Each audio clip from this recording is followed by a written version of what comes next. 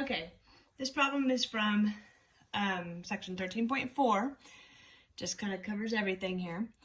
The first thing I'm going to say, anytime you have a problem like this, the very first things you want to do are the horizontal asymptote and the y-intercept. And that's because you can do them quick without doing any math, really. The y-intercept, you just want to put in x equals 0 for every single x. So if we put in 0 for all these x's, we're left with negative 35 over negative 35, which is just 1. So we have a y-intercept at 0, 1. Okay? The other thing is the horizontal asymptote. Horizontal asymptote is where you look at the highest degree on top and the highest degree on bottom. If they're equal like that, then you take the coefficients in front. So 4 over 1 would be 4. So we have a horizontal asymptote at y equals 4. Those two you can do without any work. Then we want to come up here and we want to factor our problem. So factoring the top, 4x squared is going to be 4x and x. And multiply to 35 could be 7 and 5, and you play around with them a little bit so that when you FOIL it back out, you get 13x in the middle. On the bottom, x squared is x and x, and multiplies to negative 35, adds to negative 2 would be negative 7 and 5. Now, one thing the online homework doesn't ask you, but it's important, or it'll change some of your answers, is anytime you can cancel something, there's going to be a hole there, a hole in the graph. And so we have a hole occurring at negative 5 something. So whatever you crossed off, set that equal to 0. And so at x equals negative 5, there's a hole. That's important. This needs to go on your number line because nothing can increase or decrease or be concave up or concave down through a hole. All right. So all we have left is 4x minus 7 over x minus 7. This is for our original function. So whatever's left in the denominator is going to be a vertical asymptote. So we set that equal to 0. And we get x equals 7. Whatever's left in the numerator is going to be an x-intercept. So I set 4x minus 7 equal to 0. 4x equals 7. So x equals 7/4 is our x-intercept. All right.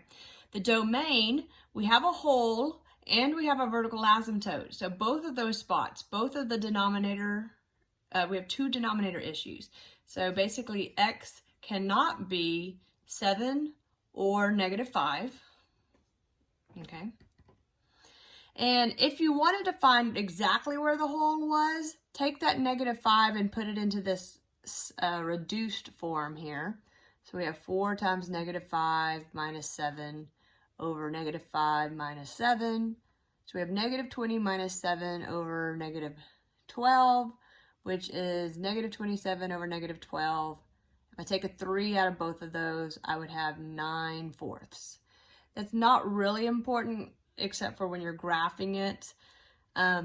It could be. So 9/4, that's a little more than 2. So at x equals negative 5 and y equals a little bit more than 2. So there's going to be a hole like somewhere around there. Okay. All right, so this is all the stuff you find without doing anything. And there's never going to be oblique asymptotes for y'all. I just didn't put that on any of the problems. You know, there's an x-intercept at 7/4, which is a little less than 2, so about right there. And a y-intercept at 0, 1. And vertical asymptote at 7. So at 7, we have like this dotted line. And horizontal asymptote at 4. So we have like this dotted line. All right. So for the rest of this is where that hole is going to come into play that a lot of you have been missing. So when you go to take the derivative, you only have to take the derivative of the reduced version. You don't have to take the derivative of this big thing up here, just the reduced one. So taking the derivative, I'm going to do low d high minus high d low over the square of what's below. I have low d high is 4 minus high, d low is 1, over the square of what's below. If I simplify that, I'm going to factor through, I get 4x minus 28 minus, and here I'm distributing the negative, minus 4x plus 7 over x minus 7 squared. And so I end up with, for my first derivative, I have the 4x's will cancel. Negative 28 plus 7 is negative 21 over x minus 7 squared. And we want to check two places. Where does this equal 0? That's where the numerator equals 0. But negative 21 will never equal 0, so that doesn't help us. Where does it not exist? That's where the denominator equals 0. Well, that happens at x equals 7, but x equals 7 was not in the domain of the original function. Therefore, we have no critical values. If we have no critical values, then we have no max or mins. No max or mins, okay? But we still need to check for increasing, decreasing. So when checking for increasing and decreasing, not only do you have to put on the 7 for the vertical asymptote, but you always have to put on that whole as well. So we need to check both of these domain issues. Negative 5 was the whole, 7 was the asymptote. Picking numbers to the left and right of each. And you're checking them right here in your first derivative. And so you can use your calculator all day long now. So you put a negative 6 in, negative over something squared is positive, that's negative. This one would be negative, this one would be negative. Now, it's not decreasing everywhere because it cannot decrease through a hole and it cannot decrease over an asymptote. So on increasing, you could put nowhere. But decreasing, it's going from negative infinity to negative 5. And then again, from negative 5 to 7. And then again, from 7 to infinity. Okay, so that is how you have to write the decreasing. Same is going to be true when we get to concavity. So our first derivative, I'm going to pull this to the top and make it negative 21 times x minus 7 to the negative 2. Taking the second derivative, negative 21 jump to the negative 2. So we'll have negative 2 times negative 21 is 42 junk to the negative 3. Copy paste the junk times derivative of the junk, which is just 1.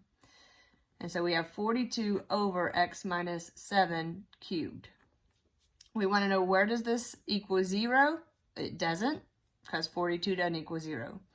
Where does it not exist? That's where the denominator equals 0, which is 7. But that's not an inflection point because it's not in the domain. So we didn't come up with any possible inflection points, so I'm going to write none there. But we still have two important spots to check of where concavity can be changing. We have the two domain issues. We have the whole, we have the asymptote. So we'll check numbers to the left and right of each, and we're checking them in the second derivative to see if they're positive or negative. So if we put a negative 6 in there, negative to an odd power is still negative. So positive over negative is negative. If we put a 0 in there, we'd have negative to an odd, so it's negative. Positive over negative is negative. We put 8 in there, we have positive over positive. So we have concave down, concave down, concave up. So it's concave up from 7 to infinity. This one's concave down from negative infinity to negative 5, but then again from negative 5 to 7. It cannot be concave down through negative 5, so you have to take the negative 5 out of there. And I think the online homework system, instead of these unions, I think you're supposed to put commas. And then you just have to pick out which graph matches it. So you're decreasing everywhere, concave down, you had a hole right there. So look for the one that has the hole in the right place. Look for the one that has the asymptotes in the right place, and you'll be good to go on that one. Hope that helped.